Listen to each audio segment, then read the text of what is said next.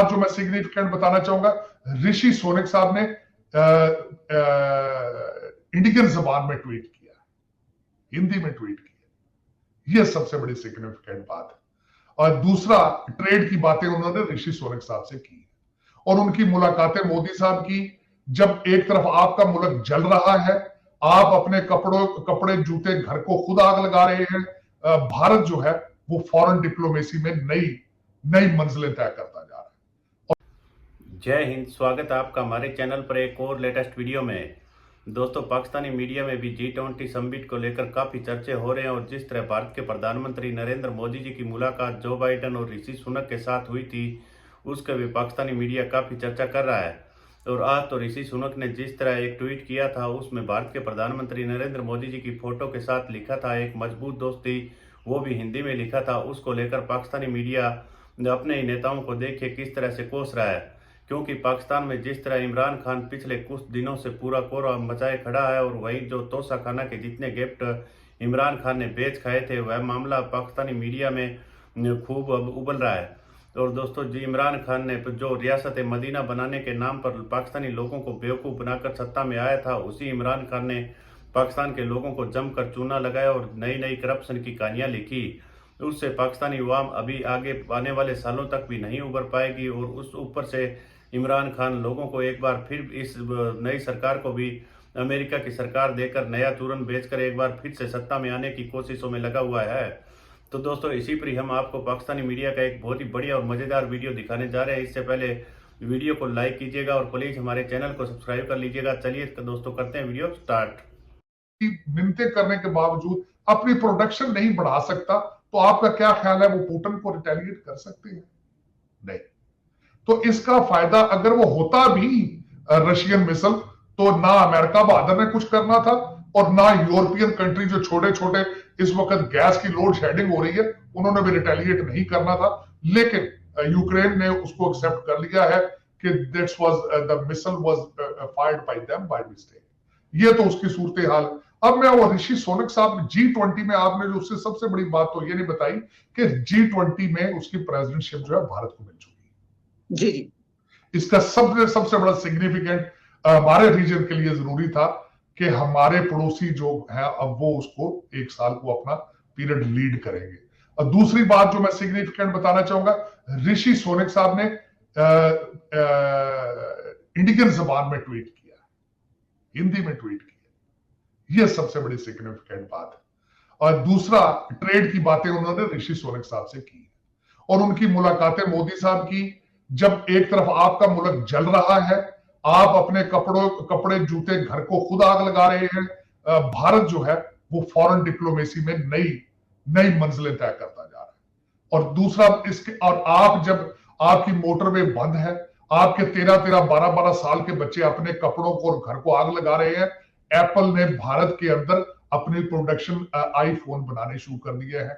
China से उनकी factory India shift हो चुकी है और ये अभी शुरुआत हुई है।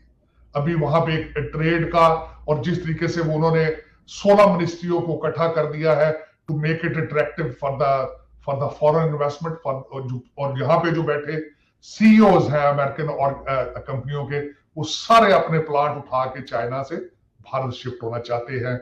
America is working with them, तो वो उस साइड पे जा रहे हैं। आपकी डायरेक्शन काबिल है, अमन बिन मारूफ है। एक अपॉइंटमेंट के ऊपर आपका कंट्री फ्रीज हो चुका है, फ्रीज। इससे ज्यादा शर्मिंदगी क्या होगी? और आपकी स्किल्स की सबसे नीचे तोशा खान की वीडियो निकल रही है। तोशा खाना है या खाना खराब है, उसकी वीडियोस दोबारा नए से चल चुकी हैं। सियासतदानों की वीडियोस के ऊपर आपकी सियासत हो रही है। आपके जो वो थे हैकर भाईजान, तो आपके तो आप दुख होता है, अफसोस है। G20 की देखिए, मैं कल देख रहा था, खुशी भी थी कि चलें जी हमारे पड़ोसी हैं वो आगे जा रहे हैं, G20 में मुलाकातें हो रही हैं। दुख हो रहा था जब देखता हूं कि आपके एक सबसे पॉपुलर लीडर, मैं आलिया आपसे बल्कि क्वेश्चन करूंगा कि खान साहब ने अपने घर के बाहर इतने ज्यादा बंकर बनाने की क्या जरूरत थी?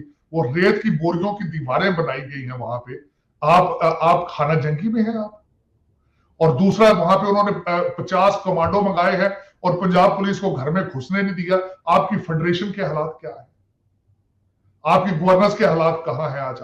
आपका चीफ सेक्रेटरी जो है मौजूद ही नहीं है, वो कौन लेके गया? हाँ ठीक है, वो फर्क होगी ना, नहीं बेची होगी तो वो मानिका के किसी बच्चे ने बेची होगी, फर्क तो सिर्फ यही है। आप सादिक और अमीन तो नहीं रहे ना आप।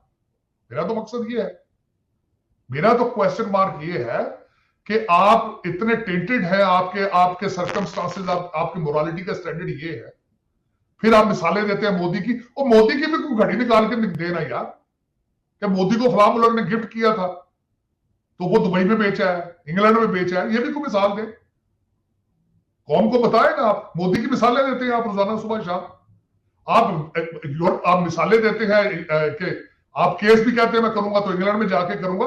मुझे बताया ना कि वो कौन सा लीडर, वो पनामा लीक में एक आइसलैंड के प्राइम मिनिस्टर का था, रिजाइन दे दिया था उसने। आप भी फिर हौसला करें, आप सियासत से विड्रॉ कर दें, क्योंकि प्रूव हो चुके हैं आपके ऊपर, फॉरेन फंडिंग आपके ऊपर प्रूव हो चुका है, मलक रियाज से आपने जमीन, लेकिन आपने भी यही किया पाकिस्तान के साथ। बल्कि मैं तो ये प्रूव हो सकता है कि इन्होंने दोनों पार्टियों के रैकेट इन्होंने तोड़े, वो तो फिर कुछ सीनियर लोग लेके आते थे। दुख तो ये होता है इनके 25-25 साल के लौंडे लपाड़े वजीर होते थे, जिनको मैं हमेशा कहता हूं मोहल्ले के करियाने वाला सिगरेट उधार नहीं देता, वो इनके मिनिस्टर थे।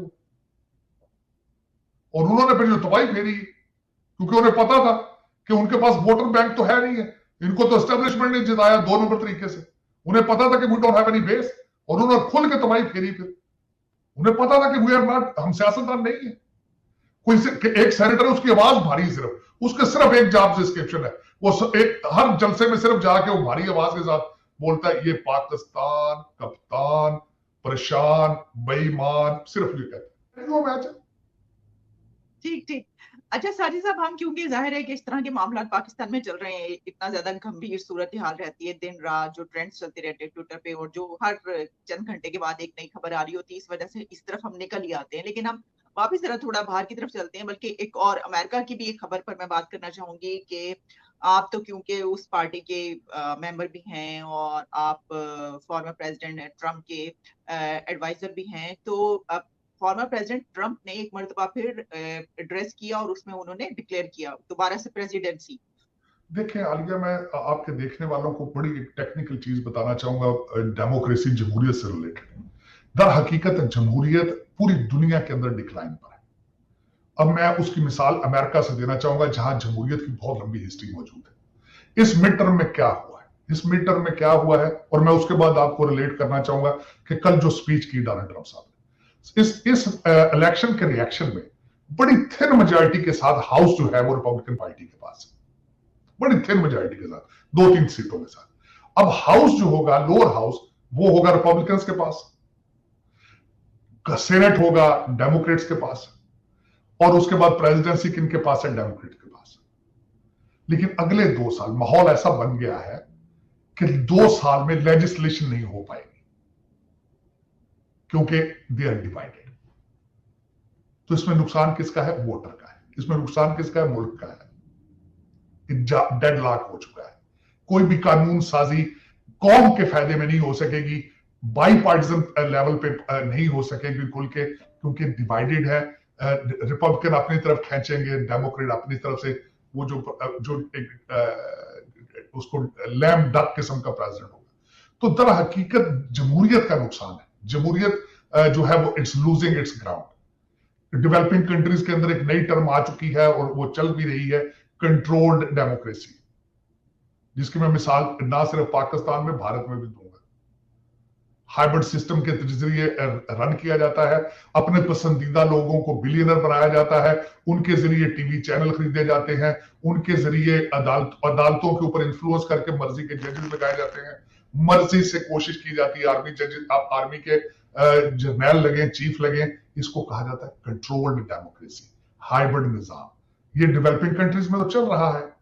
तो उसमें अब उसी तरह का यहां पे सिलसिला हो रहा है। कल ट्रंप साहब ने अपनी स्पीच दी, उन्होंने अपनी बातें की, उनकी स्पीच वाज बेटर देन जो पिछले दौर में इलेक्शन लड़ते रहे तकरीरों से मच बेटर थी।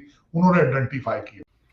तो देखा होगा दोस्तों किस तरह से पाकिस्तानी मीडिया आए दिन भारत के साथ तुलना करने की कोशिश तो करता है, लेकिन भारतीय नेताओं के साथ पाकिस्तान का कोई भी नेता इन भारतीय नेताओं के सामने नहीं टिक पाता है, क्योंकि पाकिस्तान में जितने भी नेता सब अपने अपने मामले बचाने के लिए निकले हुए हैं। उधर इमरान खान चाहता है कि मैं किसी भी तरह सत्ता में आ जाऊं तो मेरे जो कारनामे हैं वो छुप जाए, और जो अब सरकार सत्ता में आए वो भी अपने अब जो पुराने केस थे उनको रफा दफा करने में लगी हुई है। वही भारत दुनिया में एक नया इतिहास लिखता हुआ जा रहा है। तो दोस्तों, इसको लेकर पाकिस्तानी मीडिया के जितने भी एक से एक बढ़िया और लेटेस्ट वीडियो आएंगे, हम आपके लिए सबसे पहले लेकर आएंगे। प्लीज़ हमारे चैनल सब्सक्राइब कीजिएगा और वीडियो को लाइक कीजिएगा। मिलते हैं अगले वीडियो में, तब तक जय हिंद, वंदे मातरम।